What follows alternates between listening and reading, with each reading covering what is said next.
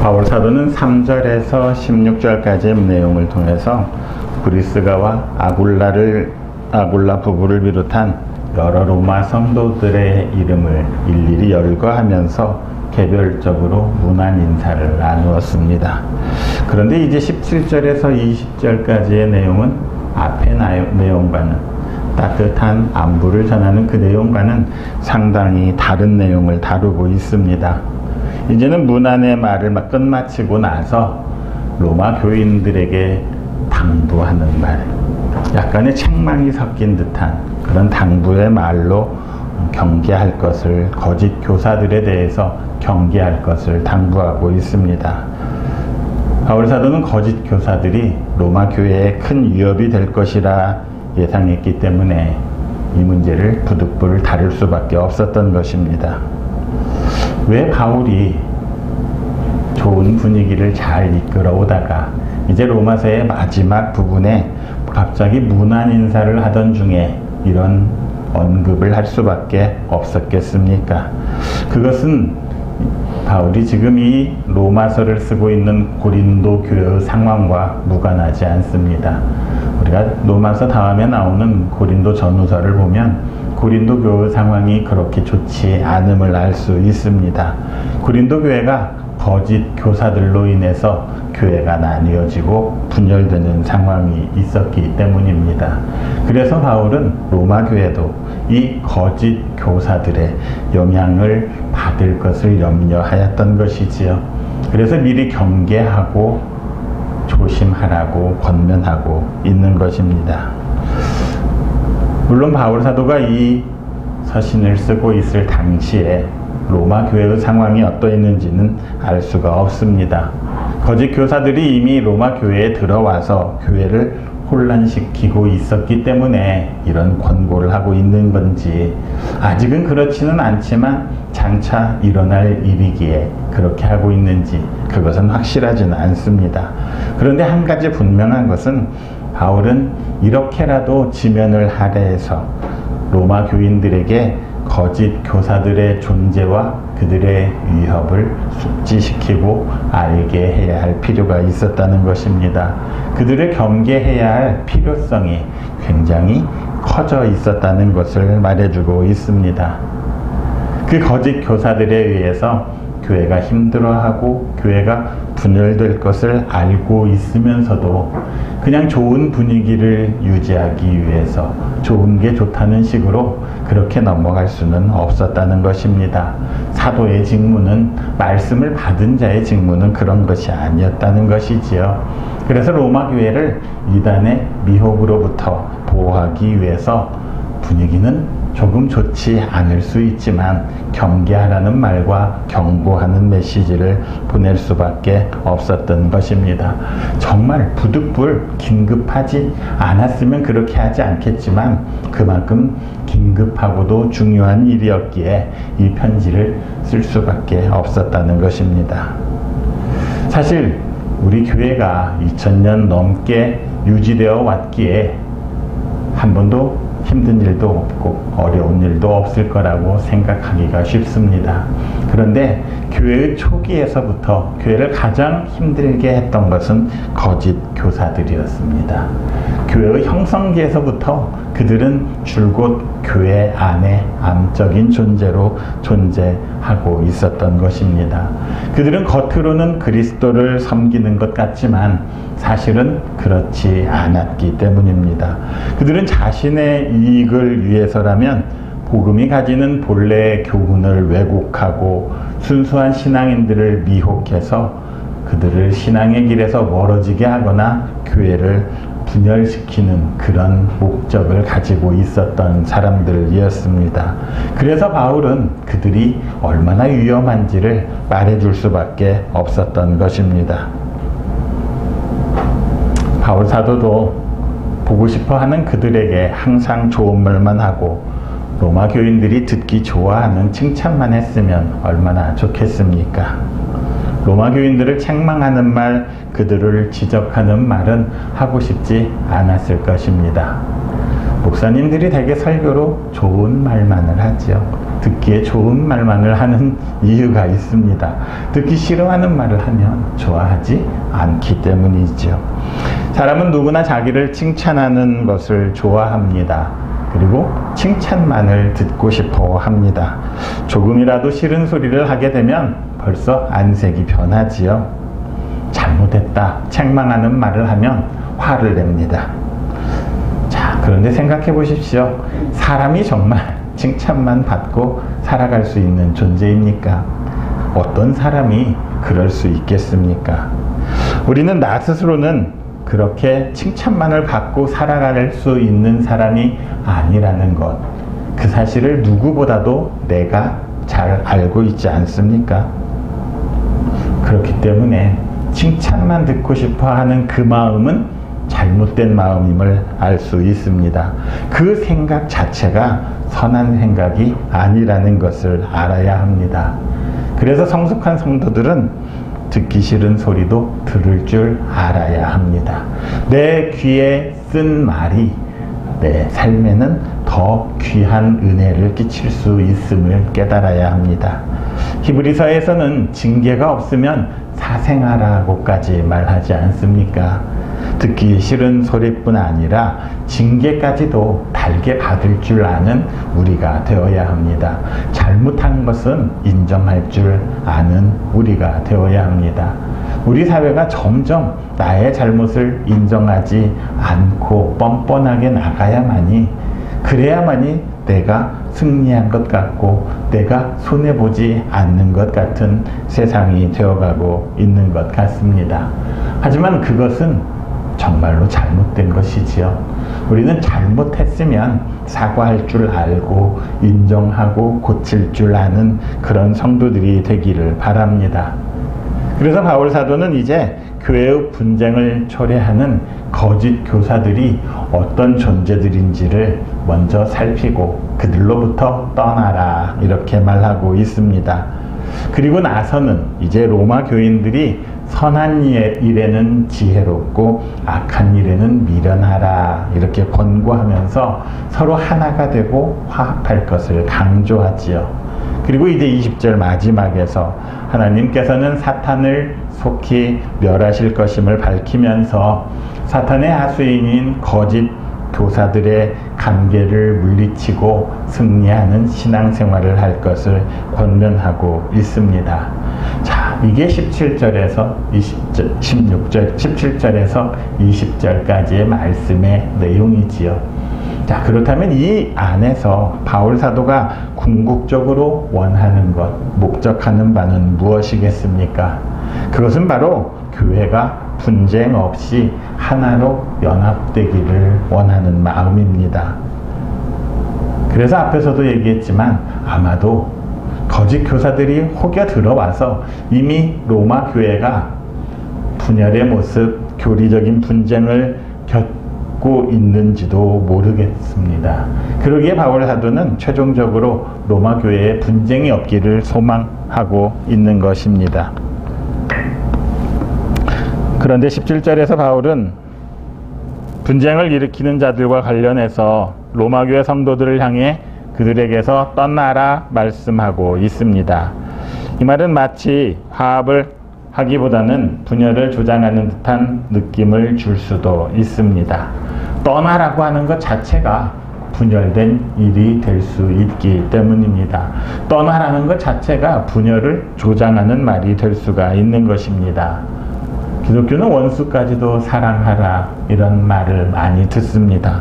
그렇다면 아무리 가르침과 일치하지 않아도, 아무리 다른 사람이라 할지라도 그냥 사랑하면서 껴안고 있어야 하는 것 아닌가, 이런 생각을 할 수도 있기 때문입니다. 연합과 일치를 강조했던 바울의 이전 교훈과도 다른 내용임을 알 수가 있습니다. 하지만 바울의 이런 권면은 분쟁을 일으키는 모든 사람들, 나와 다른 모든 사람들로부터 떠나라, 이런 말은 아님을 알아야 합니다. 사람들은 참 많이 다릅니다. 그리고 무엇보다도 사람들은 불완전합니다. 그렇기 때문에 나의 생각과 나의 행동처럼 모두가 다 같을 수는 없는 것이지요. 똑같은 것을 바라보고 똑같은 것을 받는다 할지라도 그것을 대하는 마음들은 달라질 수 있기 때문입니다. 자, 우리가 분쟁이 발생하는 가장 큰 이유는 무엇입니까? 서로가 다 다르기 때문입니다. 똑같다면 분쟁이 일어날 일이 없겠지요. 하지만 바울 사도가 말하는 떠나라는 말은 이런 다름으로부터 떠나라는 게 결코 아님을 알아야 합니다. 바울이 지목하는 자들, 바울이 떠나라고 한 사람들은 너희가 배운 교훈을 거슬러 분쟁을 일으키는 사람을 말하고 있습니다.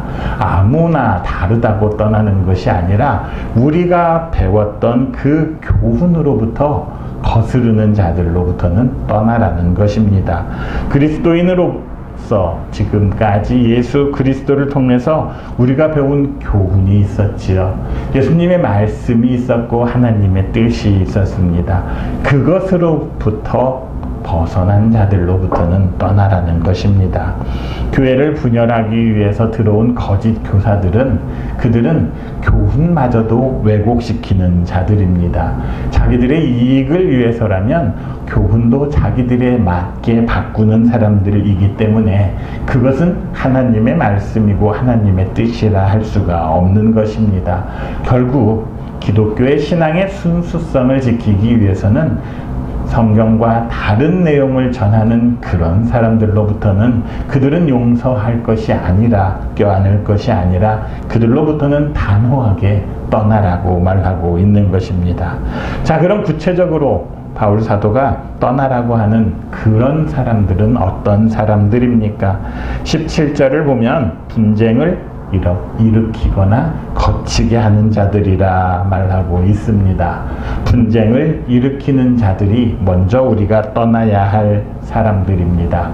분쟁이라는 말의 원뜻은 갈라진 틈, 쪼개진 틈이라는 뜻이 있다고 합니다. 종교개혁가인 루터는 분쟁을 일으킨다는 말을 어떻게 설명했냐면 옷을 꿰매었던 그 자리를 잡아 뜯는 것을 분열시키는 것이라 말했습니다. 옷을 꿰매는 이유는 하나가 되기 위해서 뜯어진 부분들을 하나로 합치는 것 아니겠습니까? 그런데 분열시키는 것은 그 자리를 일부러 잡아서 뜯는 것을 말합니다.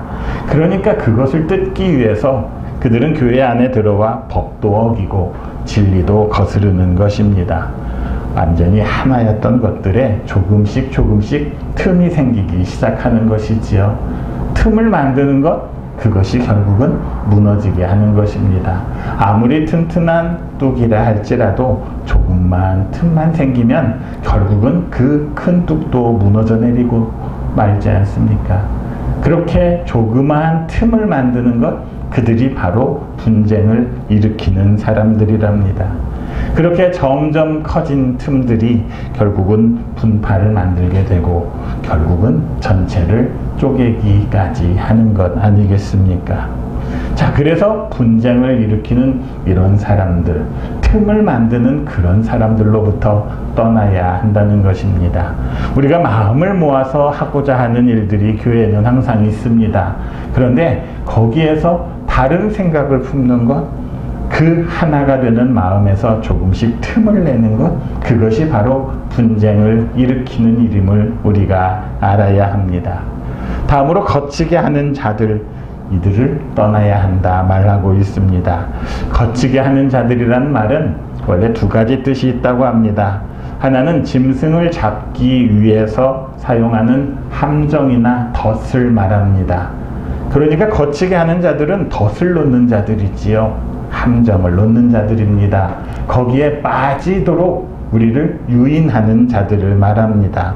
그래서 이것이 이제 사람이 걸려서 넘어지게 하는 장애물이라는 뜻도 가지게 되었던 것입니다. 또 다른 뜻 하나는 소경 앞에 놓아서 걸려 넘어지게 하는 장애물이 거치게 하는 것이라고 합니다. 소경은 앞에 조그마한 돌멩이 하나만 있어도 넘어지지요. 멀쩡한 사람도 뛰어가는데 돌멩이 하나만 있으면 어떻게 됩니까? 지원이 같이 됩니다. 넘어져서 다리도 부러지고 인대도 파열되는 놀라운 일들이 일어나지요. 참 안타까운 일입니다. 멀쩡한 사람도 그러는데 소경 앞에 장애물을 놓고 나면 어찌 되겠습니까? 그것은 그 소경을 분명히 넘어지게 하려는 목적을 가진 것이라 말할 수 있습니다. 거치는 자들이란 성도의 믿음을 건강하게 하고 신앙의 길로 인도하는 것이 아니라 성도를 넘어지게 하고 죄로 유혹하고 불신앙으로 미혹하는 그런 사람들을 말하는 것입니다. 그런데 이런 사람들이 따로 정해져 있는 것이 아님을 알아야 합니다. 물론 처음부터 나쁜 마음을 가지고 들어오는 사람도 있겠지만 우리 안에서도 내가 해야 할 일을 하지 않음으로 인해서 다른 사람들을 힘들게 하고 넘어지게 할 수 있다는 것이지요. 내가 열심을 내지 않음으로 인해서 나 외에 다른 사람들, 나와 함께하는 다른 사람들이 힘들어하고 그로 인해서 넘어질 수 있게 할 수 있다는 것입니다. 실제로 초대교회에서도 이런 자들이 많이 있었습니다. 이들은 교회를 무너뜨리는 것을 그 목적으로 하고 있었습니다. 교회 안에 가만히 들어온 거짓 형제들이라는 것이지요. 교회는 처음부터 이단으로부터 참 어려움이 많았습니다. 요즘 우리가 가장 힘들어하는 이단은 신천지 아니겠습니까? 요즘은 그분들이 참 당당합니다. 목사들에게 편지를 쓰기도 합니다. 저도 그런 편지를 자주 받았습니다. 저보고 회개하고 돌아오라고 보내는 편지를 자주 받습니다. 요즘은 제 이메일을 어떻게 알았는지 모르지만 그들은 제 이메일로도 편지를 보내고 있습니다. 그렇다고 제가 유명해서가 아닙니다. 아마 목사들은 정보가 다 새어나간 것 같습니다. 자, 그럴 정도로 이단들은 초기에서부터 우리 교회를 힘들게 하였던 사람들이었습니다. 초기부터 교회를 힘들게 했던 이단들 중에 대표적인 게 율법주의자들과 영지주의자들이었습니다. 율법주의자들은 이신층의 믿음의 교리를 거부하고 행위로 구원을 받는다는 것을 주장을 하지요. 세계 모든 지금까지 이단 중에 가장 많은 영향을 미친 게 영지주의라고 합니다. 영지주의는 어떤 주의냐면 육체를 부정합니다. 우리의 영혼은 깨끗하고 순결하지만 우리의 영혼은 굉장히 죄악에 사로잡힌 것이기 때문에 이 육체가 없어져야 우리가 구원을 받는다고 말합니다. 자, 그래서 예수님께서 성육신하신 것도 부정을 합니다. 예수님이 육체로 부활하신 것도 부정을 합니다. 더러운 것을 어찌 예수 그리스도께서 가질 수 있냐는 것이지요. 자, 그래서 복음의 핵심 진리를 거부하는 그런 일들이 있는 것입니다. 그러기에 그런 자들, 성경과 다른 가르침을 전하는 자들이 있으면 곧 교회는 분열되고 무너질 수밖에 없다는 것입니다. 그러니까 이런 자들을 잘 살펴서 분별하고 그들로부터 떠나라 권면하고 있는 것입니다. 그들은 겉으로는 형제인 것 같지만 결코 형제가 아닙니다. 그들은 그리스도의 몸인 교회를 분리시키는 자들이지요. 우리의 손과 다리가 서로 분리된다면 어찌 되겠습니까? 우리 몸의 지체들이 각각 따로 논다면 우리는 제대로 살아갈 수가 없을 것입니다. 마찬가지입니다. 교회도 모든 지체들이, 모든 부분들이 각각 따로 논다면, 따로 움직인다면 제대로 일을 할 수가 없겠지요. 결국 벗어나고자 하는 지체들은 잘라내야만 함을 말하고 있습니다. 그래서 바울 사도는 그들로부터 떠나라 이렇게 권면하고 있습니다. 자, 떠나라는 말은 다른 것, 이런 것, 저런 것을 생각하지 말라는 것입니다. 그들이 이방인이든지 유대인이든지 인종과 관계없이 떠나라는 것입니다. 아니, 더 자세히는 사회적으로 그들이 유력한 자들인지 부자인지 가난한 자인지 그런 것 계산하지 말라는 것입니다. 아무리 그들이 영향력이 있고 아무리 그들이 높은 위치에 있다 할지라도 교회 안에서 다른 소리를 내고 다른 가르침을 준다면 그들로부터 떠나야 한다는 것입니다. 교회의 분쟁을 일으키는 그 사람들은 그들이 어떤 직분을 가졌건 어떤 위치에 있건 간에 그들로부터 떠나야 한다는 것입니다. 정상 참작을 한다거나 인정을 준다거나 사람의 정에 끌린다거나 그런 일을 해서는 안 된다는 것이지요. 이것은 교회의 기반을 흔드는 일이기 때문입니다. 나하고 개인적인 친분이 있기에 그들은 덮어주려고 하는 것, 그것도 옳지 않은 일이라 말합니다. 그것은 떠나는 것이 아니지요. 그것은 덮어주는 것입니다. 암적인 존재, 암을 덮어놓고 있다면 어찌 되겠습니까? 그것은 결국 우리의 온몸에 퍼져서 우리의 몸 자체를 못쓰게 만들지 않겠습니까? 그러니까 암은 잘라내야 하는 것이지요. 오늘날 교회 안에도 이런 암적인 존재들은 있습니다. 성경의 가르침에 거스르는 거짓 가르침으로 성도들을 유혹하고 교회의 분쟁을 일으키는 그런 무리들이 존재하고 있다는 것입니다. 그런데 우리가 경계해야 할 것은 현대의 이단들, 현대의 다른 가르침을 전하는 자들은 초대교회보다 훨씬 더 복잡해지고 치밀해졌다는 것입니다. 그들은 자신들의 이익을 위해서라면 어떠한 모습으로도 변할 수 있고 어떠한 가르침도 전할 수 있는 자들입니다. 그러니까 그들은 조금도 주저함을 가져서는 안 되는 자들입니다. 자, 그런데 꼭 그런 자들, 우리가 말하는 신천지나 구원파 이런 사람들만 거짓 교사라 할 수 있겠습니까? 거짓 교사 중에는 그런 이단들 뿐 아니라 우리 안에서 나 자신의 이익만을 위해서 하나님의 가르침을 왜곡시키는 그런 사람들도 포함되어 있음을 알아야 합니다. 심지어는 목사라 하면서도 자신의 이익을 위해서 하나님의 뜻이라 왜곡하는 그런 자들이 있지 않습니까? 하나님께 욕하면서도 자신의 이익을 위해서는 조금도 두려워하지 않는 그런 자들이 있는 것입니다. 사랑하는 성도 여러분, 교회는 어떤 곳입니까? 그것은 우리 주님께서 자신의 피로 사신 곳 아니겠습니까? 자신의 몸에 있는 그 피로 우리의 죄악을 씻어주시고 그렇게 얻은 그의 몸이 우리 교회 아니겠습니까?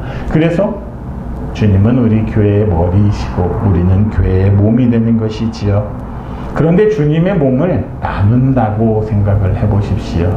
우리의 몸은 이미 우리 것이 아니라 주님의 것인데 그 주님의 몸을 지체들을 하나씩 잘라내고 나눠가는 자들이 생겨난다고 생각해 보십시오. 그것은 내 몸을 더럽히는 것보다도 훨씬 더 나쁜 것임을 알아야 합니다. 정말로 씻을 수 없는 죄악임을 알아야 하는 것이지요. 용서받을 수 없는 행위임을 알아야 합니다. 자, 그럼에도 불구하고 교회를 찢기 위해서 다른 성도들을 모함하는 그런 교회들, 교인들이 있습니다. 자신의 이익을 따라서 신앙생활을 하는 그런 사람들이 있는 것이지요. 그렇게 하는 것이 바로 교회를 찢는 일임을 잊지 말아야 합니다. 만약에 내 주변에서 그런 일이 있다면 그런 사람들로부터는 단호하게 경고하고 떠나야 할 것을 말해주고 있습니다. 오늘날 한국교회를 보면 이게 교회가 다양한 것인지 아니면 교회들이 분열된 것인지 구분하기가 참 쉽지 않습니다. 혼란스럽습니다. 그럴 때 우리가 어떻게 그것들을 구분해내고 분별해낼 수 있겠습니까? 그것은 오직 말씀의 진리 위에 바로 서는 것뿐입니다. 말씀에 비추어서 그들의 행실을 비추어 보고 분별할 수밖에 없는 것입니다. 자, 다양한 것이라면 말씀의 본질에서 벗어나지 않았을 것입니다. 분명히 말씀을 이루려고 하는 과정 중에 다른 방법을 선택한 것이라 우리가 인정할 수 있을 것입니다. 그런데 그 말씀으로부터 벗어나서 분열된 것이라면 그것은 교회가 아님을 알아야 합니다. 자기들은 교회라 말할지 모르지만 그들은 교회가 아님을 알아야 합니다. 초대 교부였던 크리소스톰이라는 사람이 있습니다. 이 사람은 교회의 분열만큼을 하나님을 노하시게 하는 것은 없다, 이렇게 말했습니다. 자기는 교회를 분열시키지 않고 있다고 말할지 모르지만 어떤 사람들은 스스로 교회를 분열시키고 있습니다. 큰 교회라고 해서 분열시키지 않는 것이 아니라 요즘에는 오히려 큰 교회들이 믿음의 진리 위에서 성경의 말씀에서 더 벗어나는 경우도 많이 있는 것 같습니다. 아니, 멀리 볼 것이 아니라 작은 우리 안에서도 나의 행동 하나하나가 조금씩 말씀과 달라지고 있다면, 하나님께서 주신 그 말씀으로부터 벗어나고 있다면 우리 스스로가 거짓 교사의 길을 걸어가고 있음을 잊지 말아야 합니다. 연합과 일치를 벗어나게 하는 것, 그것은 거짓 교사의 가르침입니다. 그래서 우리는 연합과 일치를 벗어나게 하는 그들로부터 떠나서 복음의 진리를 거스리고 분쟁을 일삼는 그들과 단호하게 대처할 수 있어야 합니다. 우리는 지금 대림절을 지나고 있습니다. 대림절을 지나는 것은 이전에 오신 우리 주님을 기억하고 다시 오실 주님을 준비하는 것 아니겠습니까? 자, 그렇다면 우리 주님이 한국교회 어디로 오실 수 있겠습니까? 이렇게 분쟁을 일삼고 있고 이렇게 갈라져 버려 있다면 우리 주님이 어느 교회로 오셔야 할지 다시 한번 생각해 봐야 할 것 같습니다. 그러기에 이제 우리는 대림절뿐만이 아니라 우리의 삶 속에서 교회의 분열로 찢겨진 우리 주님의 몸을 생각하면서 교회의 분열이 얼마나 큰 죄임을 깨닫고 교회의 하나됨을 위해서, 일치를 위해서, 그리고 연합을 위해서 노력해야 할 것입니다. 특히 개신교는 개교회주의가 너무 성행하고 있습니다.